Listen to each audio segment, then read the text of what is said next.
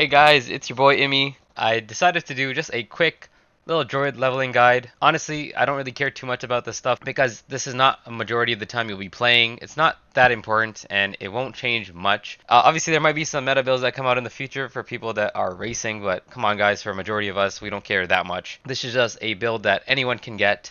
We're only using aspects that you can get from the codex, and it's generally easy to play, and there's obviously a bunch of options you can do based on your gameplay and what you're experiencing. So yeah, let's just go over kind of a quick leveling build. I only have level 40 done so far. There's a lot of things you can play around with, so I wanted to kind of keep that open. So we're going to start with Storm Strike as our basic attack. Obviously, you can do any one of these, but I mean, everyone pretty much agrees that Storm Strike is the strongest, especially with the immobilize, and mostly because of this 50% chance for a vulnerable enemy. And this can apply to 3 enemies because, Storm Strike does hit 3 enemies. In the first few levels, you're going to start with that first node here, and then you're going to probably just add the landslide at level 3. And then once you have the chance to, once you hit level 4, then I would add Fear Storm Strike in. And potentially, add more of these right now. You can start adding your other landslide nodes, get that immobilized and that tear mode. The tear mode does a lot of damage, so if you can get that earlier than later, I think it'll help with overall DPS. Next up, we have our defensive skills. So once we're at this point, we can start adding some of these. We have a couple options here. We have Blood Howl or Earthen Bulwark. If you want that tankiness earlier on, you can take Earthen Bulwark, and especially if you get CC'd a lot, as well as extra Fortify. For Blood Howl, you'll gain 20% health back, and you can get that cooldown to keep resetting and get some more attack speed or spirit, whatever you need. And this way, as you're killing mobs, you can keep spamming Blood Howl. I would only really add this once you have the Night Howler's aspect, so this can be done in Fractured Peaks through one of the dungeons. So all of these are accessible through dungeons or campaigns, so they're guaranteed aspects. Now, there might not be as strong if you get it from the dungeon because the guaranteed aspect will give you the lowest rolls. So if you get it for this one, for example, you'll only get 5% crit chance, and it also affects companions and other people. So it is a good support item, and it's just a good item to kind of have early, especially with other people, and if you want to run some companions in the build. After that, I added 2 companions, mostly because of running this item for the Blood Howl. We'll get some bonus with the wolves, as well as we have another item that we can pick up later on in the campaign by getting Shepherd's Aspect, and this one will be at least 6% damage per active companion. I have it in this spot as a 2-hander, but you could play around with different items. So something like this, you can get up to 80% increased damage based on Fortify, but here you can get up to 16% per companion, and if you get the other aspects, which may not be guaranteed, you can get an extra companion. So you can get 2 poison creepers, 2 wolves, 2 ravens, and if you have all 3 of those, you'll get a ton of extra damage for those core skills. So it's a really nice companion build, which I'm actually really excited to make a build for as well. But for now, this is one of the guaranteed ones in terms of companion. Let's just go over some of the other aspects real quick. For the first 2 here, these could be replaced very easily. Assuming you get any good legendary drops, you can feel free to swap those in to any of these. These are more so just options, and majority of them will be things that you get early on in the game, or that you have the chance to get early on in the game if you just go and get them. Looting aspect will give you a unstoppable effect every so often, and the CC early game can definitely be pretty annoying and stop you and slow you down for quite some time. Over here we have a free barrier when you fight an elite, so every elite or every couple of elites that you come across, you'll be ready to kind of tank them just a bit better and get that DPS out. Here we have aspect of the expectant. To increase your next chord hit by 30%. So with a landslide, you're doing a few basic attacks, and then you get a free 30% on your next landslide. We're taking Mending Stone here to increase our tankiness with that Earthen Bulwark. We're going up to 9 seconds long, as well as if you can keep getting kills, you can keep that barrier up and keep your Fortify up. Which will help your overall DPS. Then for the boots, we're taking Ballistic Aspect. While fortified, you get 2 extra Earth ranks, so just more DPS with those Earth spells, and combined with our other aspects here, it'll help us be fortified a lot longer, and you can keep that up pretty indefinitely. Next up, we're taking the Crash Stone aspect for the Amulet. This will give Earth Skills deal up to 50% more crit strike damage to crowd control enemies. So, it's quite easy to do some crowd control in this build, especially with stuff like Poison Creeper, or, if you have slow on your Earth Skills. Then we're taking Aspect of Retaliation to do up to 40% increased damage based on Fortify. So once again, Fortify is pretty helpful in these first few items as you're leveling. Definitely helps you output some more damage. And then we're taking Night Howler's Aspect to increase your crit strike chance. This will just help with overall DPS and help a lot in that sense. And especially while taking companions, we'll get some buffs to the wolves and poison creeper, and they can also get some attack speed from that too.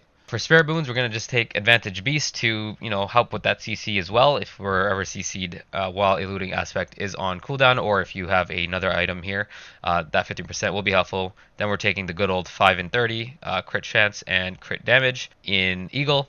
And for Wolf, we're taking bolster just for some extra fortify when using a defensive skill. And currently with this setup, we have 2.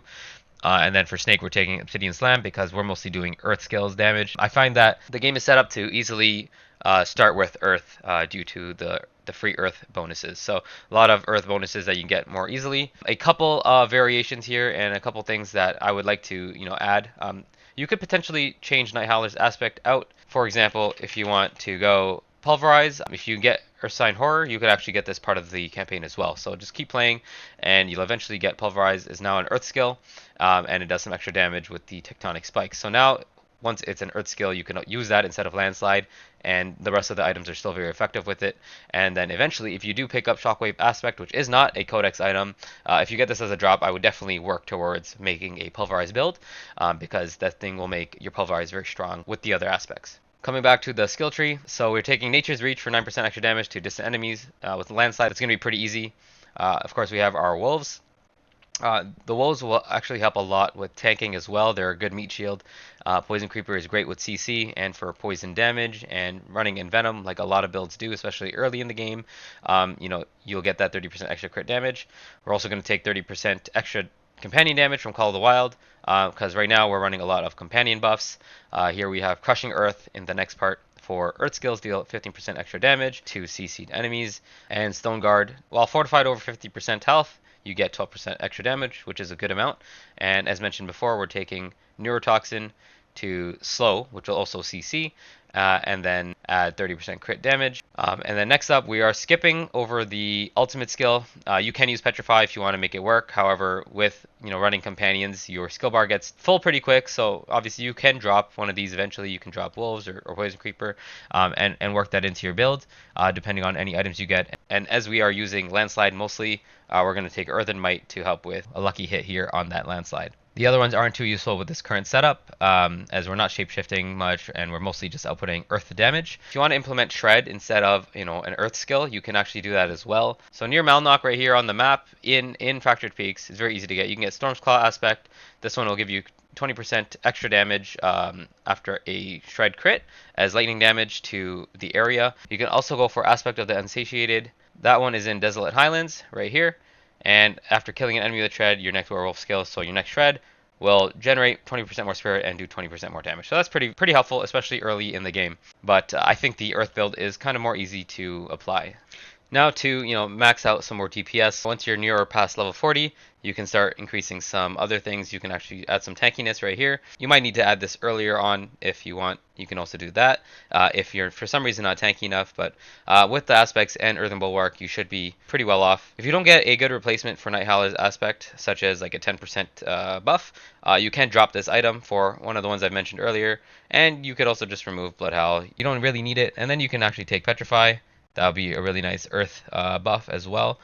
And you can start leveling up your other damage. So we have some Nature Magic with Landslide, and you can start stacking some extra damage here, such as Earth skills deal more damage to vulnerable enemies, and Resonance will deal more damage as well. Since our basic attack is a Storm skill, then our next attack will be Landslide, and then if we Landslide again, that will apply that 18% damage. If you have extra points, you can always throw them in Defensive Posture, Nature's Resolve, Thick Hide, and Unrestrained. Those are pretty decent just for tankiness if you have any issues with that. I feel like Druids are pretty tanky, but we'll see how the game goes as you progress. And also, you're most likely going to want to take Predatory Instinct somewhere earlier on in the leveling process, especially if you seem to be in melee range a lot, or if you happen to go Pulverize with a Pulverize item.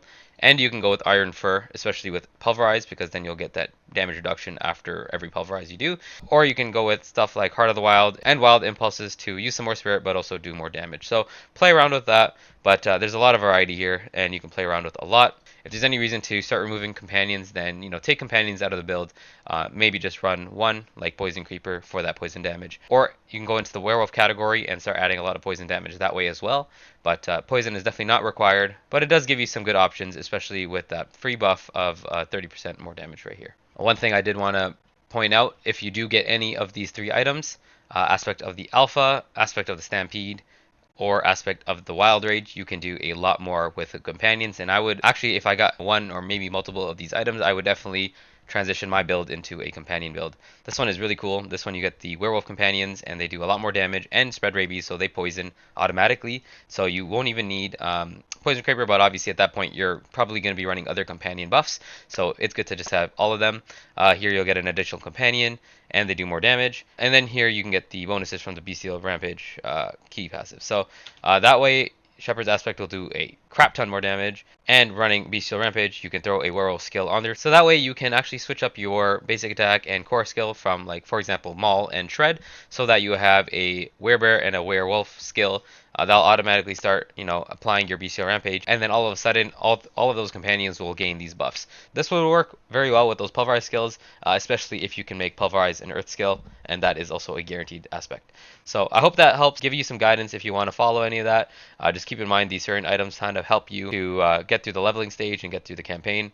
But overall, have fun. Don't really worry too much about this and just play the game as normal. I'm sure you'll get some drops that you can apply anyways, so you don't have to really follow all of this. I hope you guys enjoy. Let me know if you guys have a certain build you're going to use for leveling and, what changes you might make to what I've mentioned.